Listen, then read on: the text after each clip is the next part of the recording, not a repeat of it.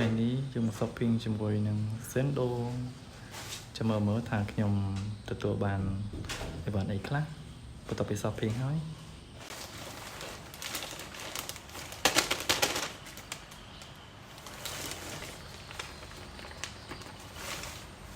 100ជាងបាន18 item នេះកន្លែងជាក់នេះកន្លែងនេះ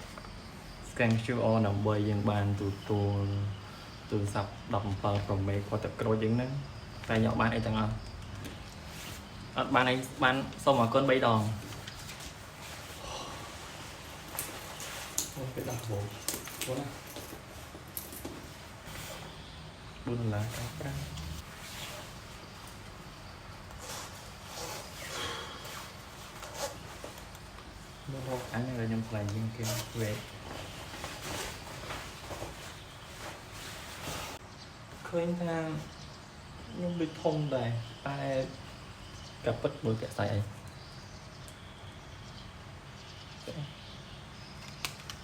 ស្អីអេស្អីអត់ទួយទេ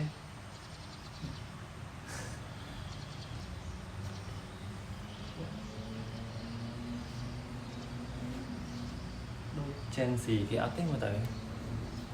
ជឿបន្ទុកទេប៉ុណ្ណឹងដូច Gen Z នៅ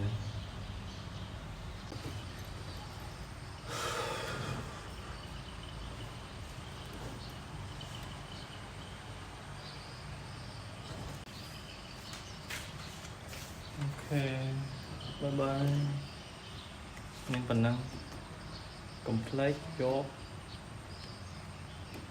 invoice នេះឡើយនេះ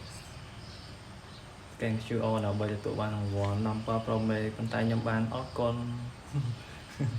បាយបាយ